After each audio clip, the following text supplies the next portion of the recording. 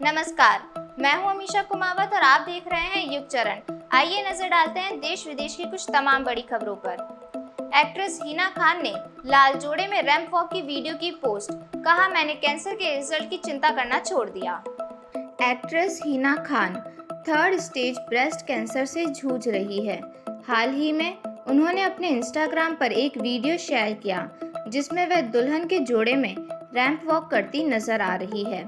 इस वीडियो के साथ हिना ने एक भावुक कैप्शन लिखा जिसमें उन्होंने अपने पिता की सलाह को याद किया।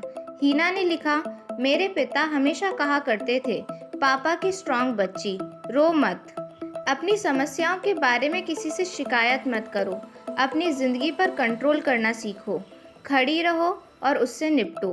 हिना ने आगे कहा कि उन्होंने अब रिजल्ट की चिंता करना छोड़ दिया है और सिर्फ उन चीज़ों पर फोकस कर रही है जो उनके कंट्रोल में है।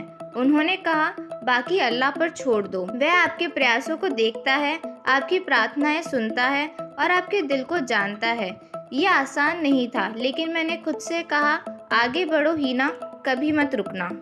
हिना की ये पोस्ट उनके संघर्ष और आत्मविश्वास को दिखाती है, जो उनकी बीमारी से लड़ने की प्रेरणा बन रही है। ईरान के सुप्रीम लीडर ने लगाए भारत पर आरोप। भारत के विदेश मंत्रालय ने जवाब में कहा, दूसरों पर टिप्पणी करने वाले देशों को पहले अपने रिकॉर्ड्स पर ध्यान देना चाहिए। ईरान के supreme leader ayatollah Ali Khamenei ने भारत में मुसलमानों के प्रति कथित अत्याचार का आरोप लगाते हुए बयान दिया। खामेनेई ने एक्स पर पोस्ट करते हुए भारत को उन देशों में शामिल किया जहां मुस्लिम समुदाय को पीड़ा सहनी पड़ती है। खामेनेई ने लिखा कि दुनिया के मुसलमानों को भारत, गाजा और म्यांमार में रह रहे मुसलमानों की तकलीफों से अनजान नहीं रहना चाहिए। उन्होंने कहा कि यदि आप उनकी पीड़ा को नहीं समझ सकते तो आप मुस्लिम नहीं हैं। खामेनेई की इस टिप्पणी पर भारत के विदेश मंत्रालय ने कड़ी प्रतिक्रिया व्यक्त की है। मंत्रालय ने प्रेस विज्ञप्ति जारी कर खामेनेई के बयान की निंदा की और इसे पूरी तरह से भ्रामक और अस्वीकार्य बताया। मंत्रालय ने कहा कि अल्पसंख्यकों के मामले पर टिप्पणी करने वाले देशों को पहले अपने रिकॉर्ड पर ध्यान देना चाहिए। विदेश मंत्रालय के प्रवक्ता रणधीर जायसवाल ने भी इस बयान को एक्स पर साझा किया। हरियाणा में विधानसभा चुनाव से पहले छिड़ा विवाद, वीडियो हुआ वायरल। हरियाणा के झज्जर के बहादुरगढ़ में भाजपा के कार्यक्रम में मंच से कुर्सी फेंकने का एक विवाद भरा मामला सामने आया है, जो आगामी विधानसभा चुनावों की सरगर्मी के बीच चर्चा का विषय बन गया है।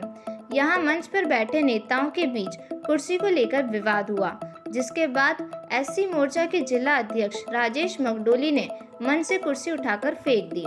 इस घटना का एक वीडियो वायरल भी हो रहा है, जिसमें भाजपा नेता भाषण दे रहे हैं, जबकि उनके पीछे खड़े लोगों के बीच बहस हो रही है। बताया जा रहा है कि ये विवाद मंच पर बैठने को लेकर हुआ। राजेश मगडोली से किसी नेता ने मंच से नीचे जाकर बैठने को कहा, जिससे वह नाराज हो गए।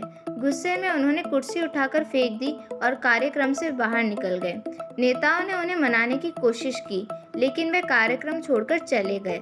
इस घटना से विधानसभा चुनावों से पहले भाजपा की अंदरूनी तनाव और असंतोष का उजागर होता है।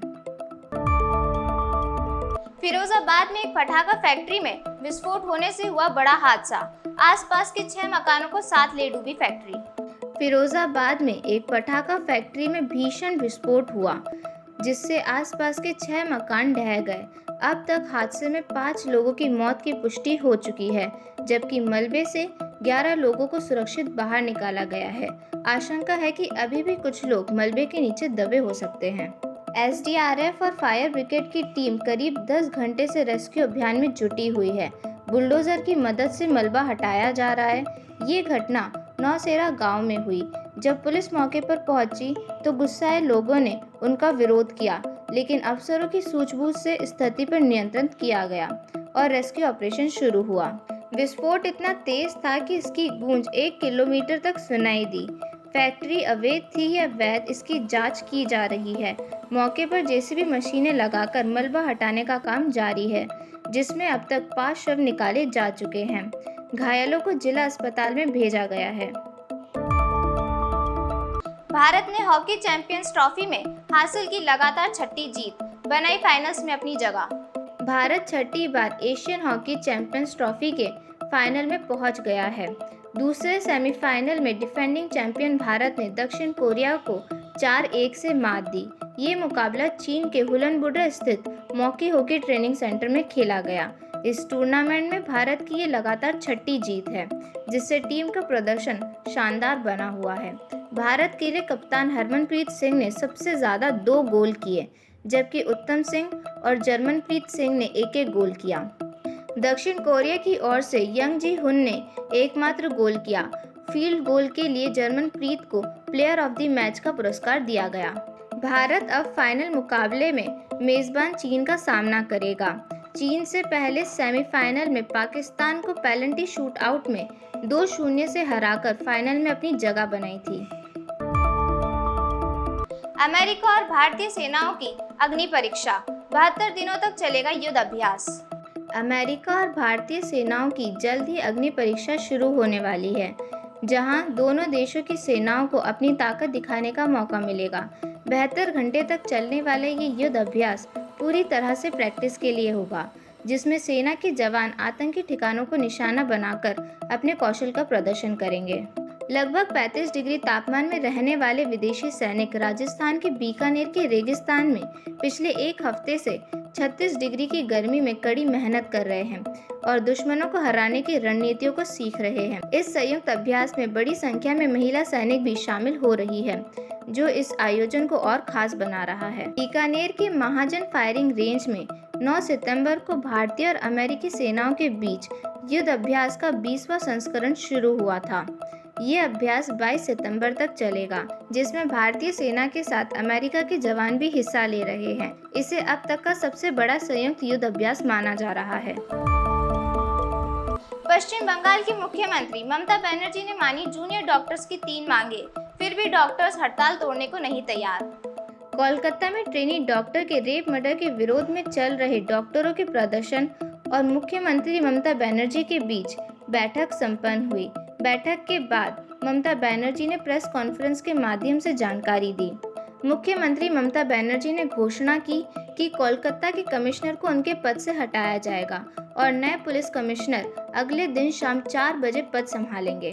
इसके साथ ही हेल्थ सर्विस के डायरेक्टर, मेडिकल एजुकेशन के डायरेक्टर और उत्तरी कोलकाता के डिप्टी कमिश्नर को भी उनके पद से हटाया जाएगा।